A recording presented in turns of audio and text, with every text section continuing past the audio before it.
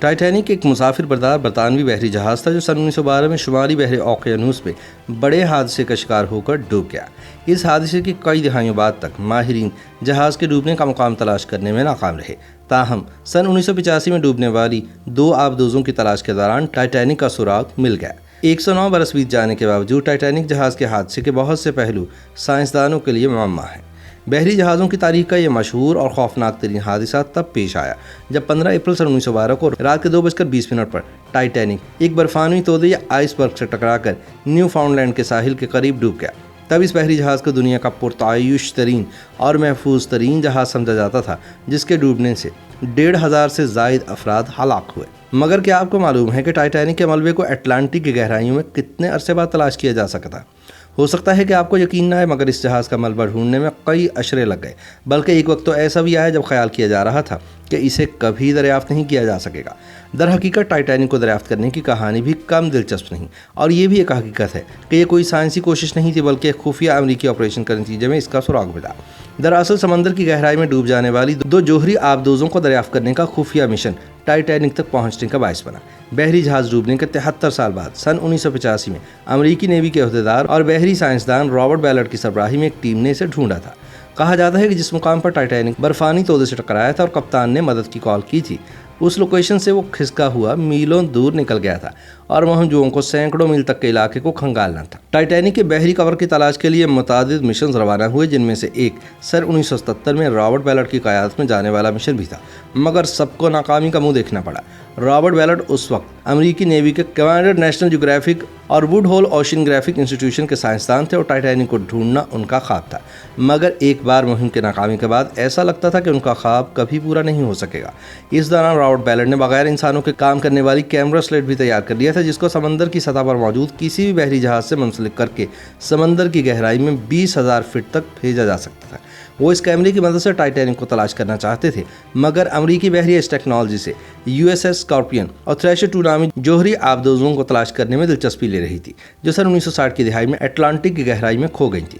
اس طرح دونوں فریقین کے درمیان سمجھوتا ہوا کہ اگر رابرٹ نے کامیابی سے دونوں آبدوزوں کو ڈھونڈ لیا تو مہم کے مختص بچے ہوئے وقت میں ٹائٹینک کی تلاش کا کام بھی کر سکیں گے۔ چونکہ اس وقت امریکہ اور سوویت یونین کے درمیان سخت جنگ عروج پر تھی، لہٰذا اس آپریشن کو خفیہ رکھا گیا، بلکہ دنیا کے سامنے اسے ٹائٹینک کی تلاش کے مشن کے طور پر پیش کیا گیا، حالانکہ اصل مشن آبدوزوں کی تلاش تھا۔ رابرٹ بیلٹ کو امریکی نیوی کا کمانڈر کے بجائے دنیا کے سامنے اوشینگرافر کے طور پر پیش کیا گیا تھا، اور اس مشن کا راز سن 2000 کی دہائی میں خفیہ فوجی دستاویزات عام ہونے پر سامنے آیا۔ رابرٹ نے سن 1984 کے موسم گرما میں تھریشر نامی آبدوز کی تلاش کا کام شروع کیا۔ رابرٹ کو علم تھا کہ نیوی کے مشن کے باعث ان کے پاس ٹائٹینک کو تلاش کرنے کے لیے زیادہ وقت نہیں ہوگا، اس لیے انہوں نے French research institute of exploration of the sea سے شراکت داری کر لی۔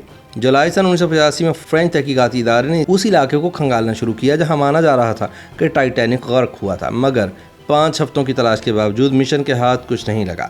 اس ناکامی کے بعد ٹائٹینک کی تلاش کا مشن رابرٹ اور ان کے عملے کو مل گیا، جنہوں نے اسکارپین کا سروے مکمل کر لیا تھا، مگر رابرٹ بیلٹ کے پاس ٹائٹینک کی تلاش کے لیے محض 12 دن باقی بچے تھے۔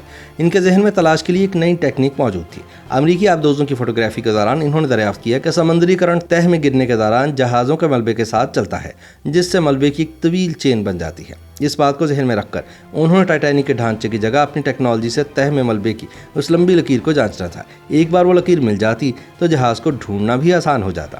اس نئے طریقہ کار سے انہیں سرچ ایریا کو بڑھانے کا موقع ملا۔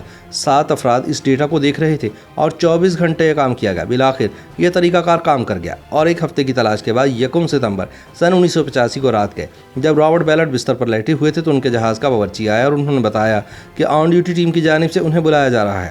رابرٹ نے دیکھا کہ لائیو ویڈیو فیڈ میں ایک دھاتی چیز نظر آ رہی تھی جو کہ ٹائٹینک کا ایک بوائلر تھا، جسے دیکھ کر عملے میں خوشی کی لہر دوڑ گئی اور وہ جشن منانے کے لیے تیار ہو گئے۔ اسی لمحے رابرٹ بیلٹ کو احساس ہوا کہ رات کے 2:20 ہوئے ہیں، یعنی وہی وقت جب ٹائٹینک ڈوبا تھا اور اپنے ساتھ 1,500 سے زیادہ افراد کی موت کا باعث بنا تھا۔ رابرٹ بیلٹ کے مطابق ٹائٹینک ڈوبتے ہوئے 2 حصوں میں تقسیم ہو گیا تھا۔ اس کا اگلا حصہ حیران کن طور پر ٹھیک ٹھاک تھا، جبکہ پچھلے حصے کو زیادہ نقصان پہنچا تھا۔ جہاز کے متعدد حصے ٹوٹ پھوٹ کا شکار تھے، جبکہ ٹوٹے برتن، فرنیچر کے ٹکڑے اور متعدد اشیاء نظر آ رہی تھیں۔ اتنے برسوں میں سمندری مردار خور انسانی واقعات کو ہضم کر چکے تھے، ان کے بس چمڑے کے جوتے نشانی کے طور پر نظر آ رہے تھے۔ ٹائٹینک کی دریافت کے 4 دن بعد طوفانی موسم کے باعث تحقیقی ٹیم کو وہاں سے نکلنا پڑا، لیکن درجنوں سائنسدانوں نے بعد میں اس جگہ کی جانچ پڑتال کی۔ رابرٹ بیلٹ بھی دوبارہ سن 1986 کے موسم گرما مقدمہ میں اس جگہ پر گئے اور اس بار انسان بردار آبدوز کے ذریعے وہاں پہنچ کر جانچ پڑتال کی۔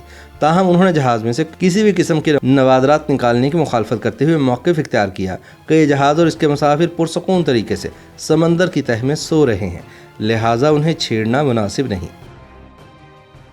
YouTube پر گوگلی نیوز دیکھنے کے لیے youtube.com کی سرچ بار میں googly news T V type کریں۔ گوگلی نیوز کے پیج پر سرخ رنگ کے سبسکرپشن والے بٹن پر کلک کرنا نہ بھولیے۔ YouTube پیج پر اپلوڈ ہونے والی ویڈیوز سے باخبر رہنے کے لیے بیل آئیکن پر کلک کیجیے۔ آپ کو ہر نئی ویڈیو کے بارے میں نوٹیفیکیشن موصول ہو جائے گا۔